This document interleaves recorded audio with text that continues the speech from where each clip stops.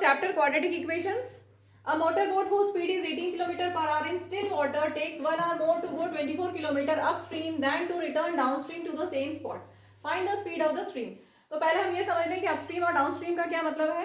जिस डायरेक्शन में अगर वेव्स जा रही है, स्ट्रीम जिस डायरेक्शन में बह रही है उसी डायरेक्शन में अगर आपकी बोट भी जाए तो हम बोलेंगे डाउनस्ट्रीम. ठीक है. सपोज ये बोट है और ये आपकी पानी बह रहा है इस डायरेक्शन में और बोट भी इसी डायरेक्शन में जा रही है, तो क्या हुआ, स्पीड इंक्रीज हो गई. ठीक है, बोट की स्पीड इंक्रीज हो जाएगी. और अगर हम अपोजिट डायरेक्शन में जाएं, स्ट्रीम इस डायरेक्शन में है, बोट इधर जा रही है, तो स्पीड क्या होगा, बोट की स्पीड थोड़ी कम हो जाएगी. ठीक है, तो स्पीड ऑफ स्ट्रीम हम ले लेते हैं x किलोमीटर पर आवर.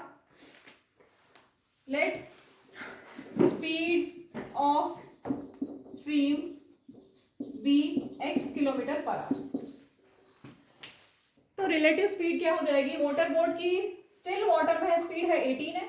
ठीक है, और अपस्ट्रीम के केस में 18 माइनस x हो जाएगा. अभी बताया था स्पीड कम हो जाएगी इसलिए. और डाउनस्ट्रीम वाले केस में स्पीड स्टिल वाटर में जितनी थी उसमें और ऐड हो जाएगी.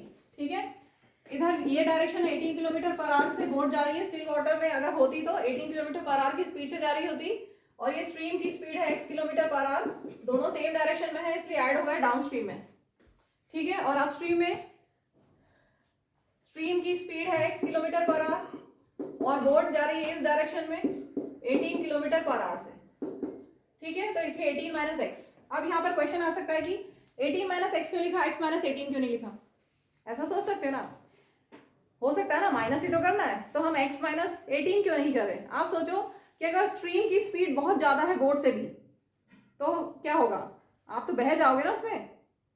हम रेयर केस नहीं कर रहे हैं, हम जनरल केस करें. बाढ़ आ गई और आप बह गई, आपकी बोट बह गई, वो वाला केस नहीं कर रहे हैं.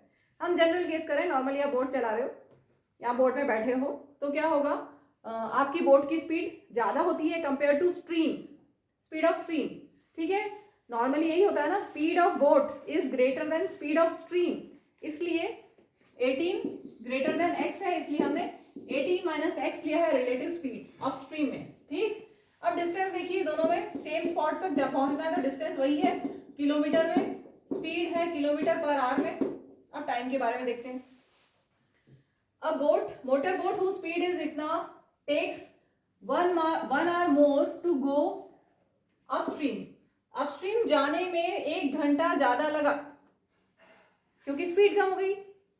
स्पीड कम हो गई तो टाइम ज्यादा लगा. कितना ज्यादा लगा, 1 आवर मोर.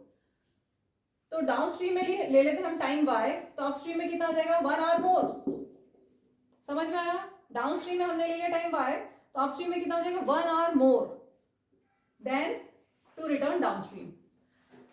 ठीक है, तो अब हम speed equal to distance upon time वाला कंसेप्ट यूज कर सकते हैं.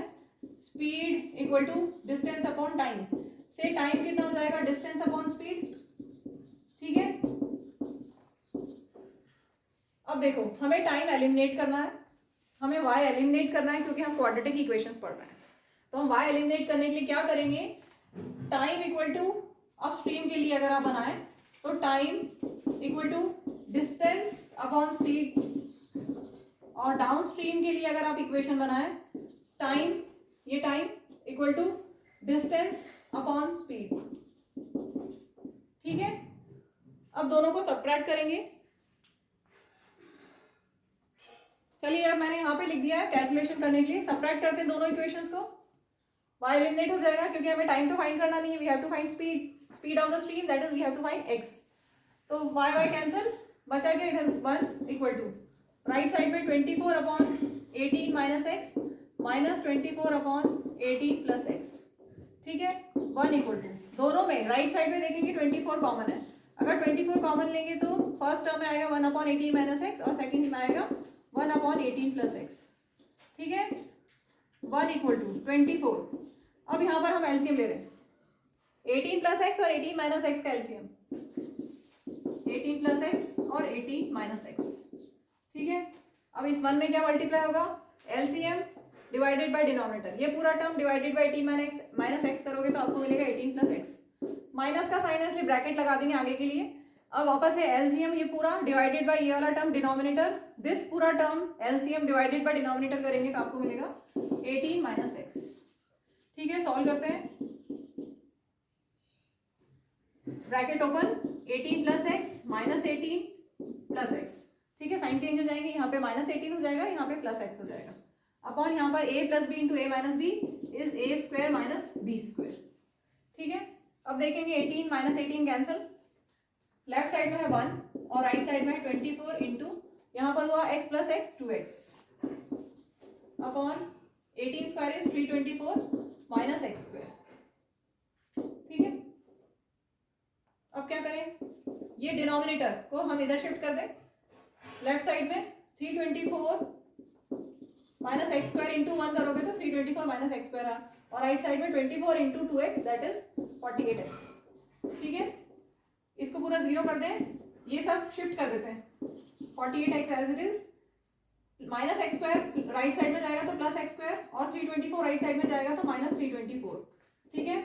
अब हम पूरे को इसको उठा के इधर लिख देते हैं, 48x plus X square minus 324 is equal to 0।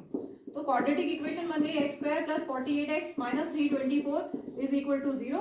अब हम मिडिल टर्म को स्प्लिट करके क्वाड्रेटिक फॉर्मूले को यूज करके सॉल्व करेंगे।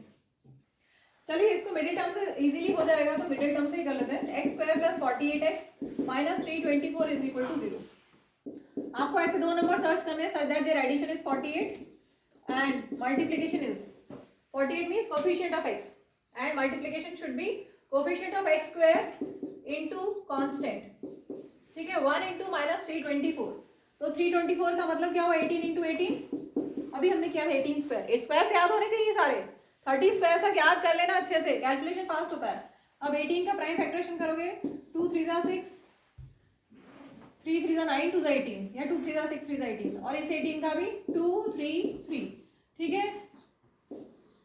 इनको कर मल्टीप्लाई कर लो, 3 3 9 3 27 2 54 2 3 6 54 माइनस 6 करोगे तो 48 मिल रहा है, ठीक है। तो आपके पास इन नंबर से आपने दो नंबर बना लिए 54 एंड 6, 54 माइनस 6 करने से 48 आएगा, और 54 इंटू माइनस 6 करने से ये आ जाएगा, ठीक है। अब सॉल्व करते हैं, X square plus in place of 48x we will write 54x minus 6x, 54x minus 6x minus 324 is equal to 0।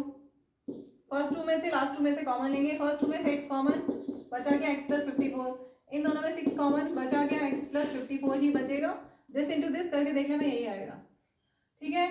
x plus 54 एक बार लिख दिया और x माइनस 6 लिख दिया, that means either x plus 54 is equal to 0 और x minus 6 is equal to 0। इससे क्या आया, x इक्वल टू माइनस 54 या फिर x equal to 6 minus speed not possible, therefore speed of stream is 6 kilometre per our.